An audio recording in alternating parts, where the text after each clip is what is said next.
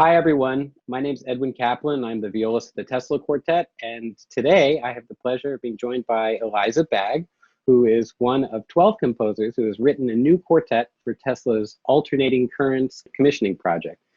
Eliza, thank you for writing us this beautiful piece. And thanks for joining me today for this little chat.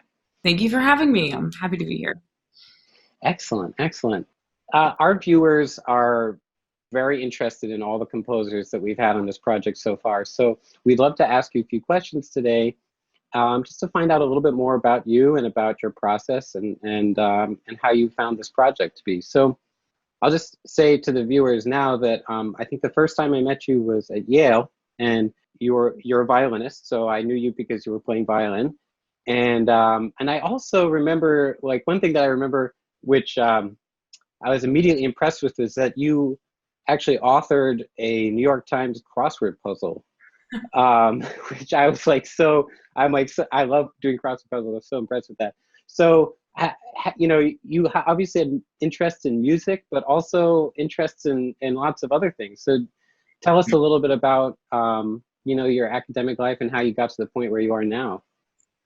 That's so funny. I mean, wow. I mean, it's funny you bring that up. That at this point, that feels like ages ago. But yeah, I mean, I've always done a lot of different kinds of things. I mean, basically since college. I mean, you knew me as a violinist, and that is, I was, you know, born and raised, played violin pretty seriously into college. But then, actually, when I was in college, I switched seriously to singing.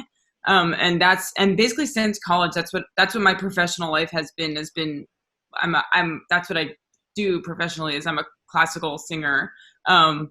I guess I don't know if you know if you even like knew that, but that's mostly what I do. Is I'm a new music mostly singer, and I sing with groups like Roomful of Teeth and a lot of other groups. And I've done like big new music projects with composers like David Lang and Caroline Shaw and Meredith Monk production with the LA Phil last year and things like that. So my professional life now is mostly as a classical new music singer. Yeah. Fantastic. I mean, I've really gone all over the place, as you said. Yeah, that's great. So when did you get into composition? If you sort of switched from violin to singing, or maybe do both, where did composition sort of fit into that overall moment? I mean, basically, basically once I graduated from college, along with focusing more seriously on singing, I also was in a band, basically like an indie rock band. And I did that for many years. And then around 3 years ago, I kind of just had this sort of revelatory moment, especially after building a life in new music, where I was working with composers all the time, and started to get more interested in doing things that were not only just collaborative between myself as a performer and the composer, but also just wanting to write my own music and create the things that I wanted to do for myself. And so I basically started focusing on my own work at that point. And I actually moved from New York to LA, and part of that was with the intention of focusing more on my own creative work. And I got really into electronic music at that time, and I started learning Ableton software and things like that. And first I started writing music under my own under the name of like a indie pop project, basically, or sort of like an art pop identity, and that name is Liesel, and I've released a lot of music under that, and it's basically that's sort of like a genre crossing like art pop performance piece project, and so that was like where my interest sort of began. I see, and that must have. I can hear perhaps those influences in the piece that you wrote for us, because we're playing along with electronics, and we had such a great time experimenting with that and feeling that vibe. So we're glad that you brought those influences with you into the work. Now, I grew up in a musical family, and I know that you did too, because I actually know 3 generations of your family with regards to music.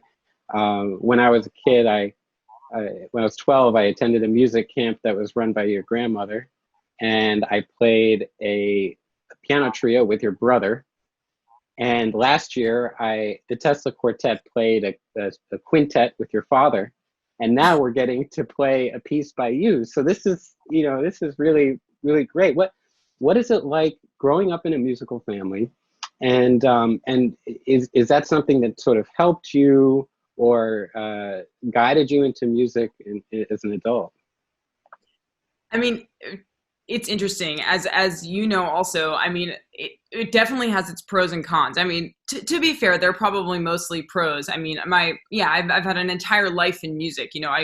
I grew up singing madrigals at my family's Thanksgiving. We would be singing like William Billings madrigals and things like that. And yeah, I grew up playing violin with my dad. I mean, my dad and I played the Mozart violin viola duos like more times than I can count, which is just, that's that. But also what's been really interesting, as my path has veered a little bit from the traditional classical path, that's been a really interesting thing. And honestly, I've had a lot of like really interesting conversations with my father in particular about these kinds of things, because he is from like an older generation than me, and especially as my interest in electronic music has grown. I mean, first it was when I really started to do new music very seriously, and I was just doing all kinds of different pieces, but now when he started to come see me as a performer doing new music, and I mean, but my dad also plays a lot of new music, so it's not like he's new to that. But I think there are a lot of things that I started getting interested in that he wasn't as familiar with, like sort of like playing with electronics. And we actually collaborated a few years ago. His quartet, the Chompy Quartet, invited me to commission a composer, and I commissioned my friend Daniel Wohl, who's a composer who also often writes for electronics, and he wrote a piece for voice and string quartet that I did with my dad's quartet a few years ago at Duke. And that was a pretty big moment. I also arranged some Monteverdi madrigals that I did for voice and string quartet with them as well.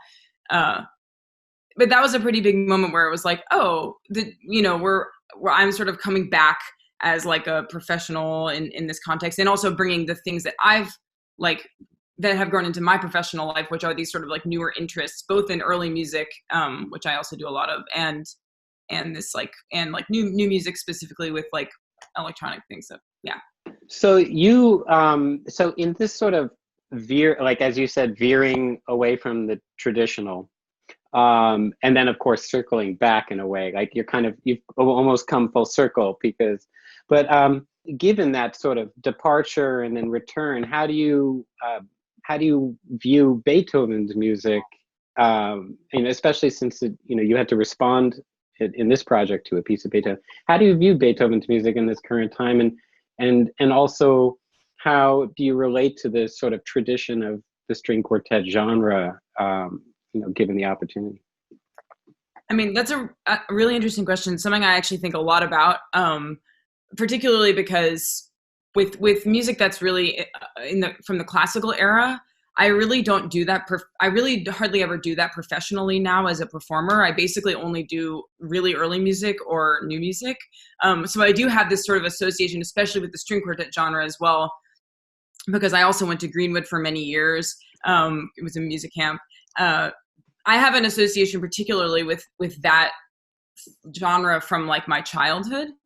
So I do have a kind of very like nostalgic attachment to it, but more sort of largely, what I think a lot about as I get interested in, I listen to a lot of music that's being made right now, and I do think that's very important. And I have a lot of, I'm very like committed to keeping up with artists, my contemporaries, and from all over the map. Everyone from pop artists like Charlie XCX to like experimental electronic artists like One Oh Tricks Point Never to contemporary classical people like Ellen Reed and people who are writing things now.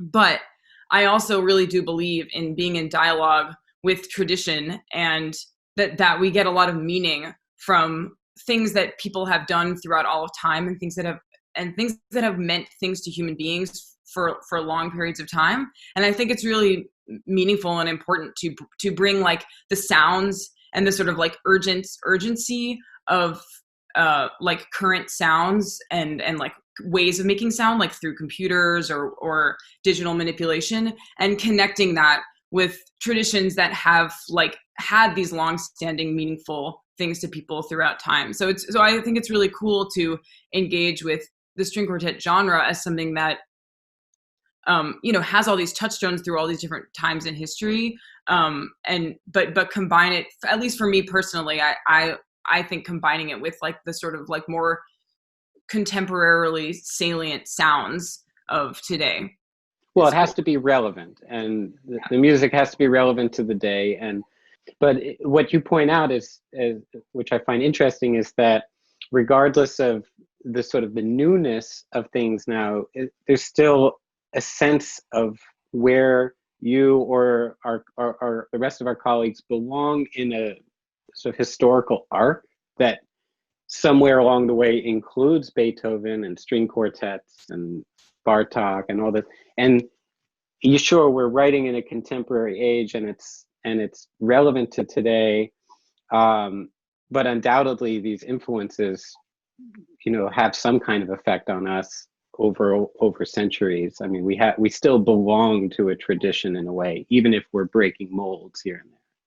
For sure. And I mean, on a personal level, I think about this a lot, just because I do perform a lot of very early music as well, like Hildegard and other Renaissance things. And I think that quite often when I'm singing something and the music is moving through my body, and there's just something very potent and profound about using my body to physically make the same sounds that somebody made hundreds and hundreds of years ago, that we're connected in this very like physical, primal, like human way.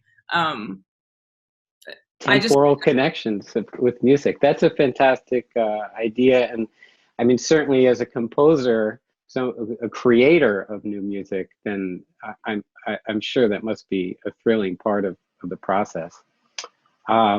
Well, listen, I really enjoyed talking to you today, and I'm so glad that we had this opportunity to discuss a few things. And once again, we're so thankful for your contribution to the project, and we really enjoyed playing the piece, and we hope to play a lot more of it. So thank you for being on with us today. Thank you so much, and thank you for having me.